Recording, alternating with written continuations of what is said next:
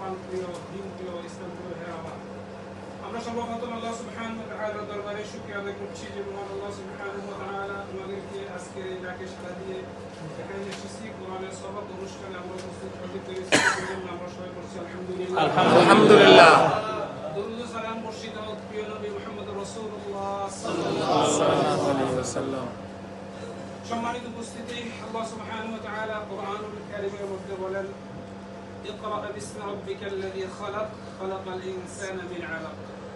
অন্যত্র আল্লাহ সুবহানাহু ওয়া তাআলা বলেন, আর-রহমান আল্লামাল কুরআন, খালাকাল ইনসান।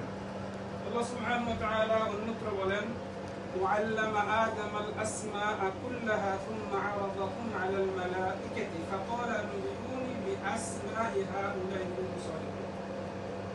আল্লাহ সুবহানাহু ওয়া তাআলা এই কোরআনুল কারীমের এই আয়াতগুলো প্রমাণ করে যে আল্লাহ সুবহানাহু ওয়া তাআলা মানুষকে ফেরেশতা থেকে শ্রেষ্ঠ করেছেন জ্ঞানের কারণে। কিসের কারণে?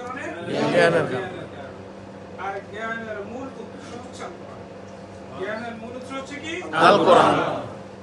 আল্লাহ সুবহানাহু ওয়া তাআলা বলেন, আর-রহমান আল্লামাল কুরআন, খালাকাল ইনসান। রহমান দয়াময় মেহেরবান,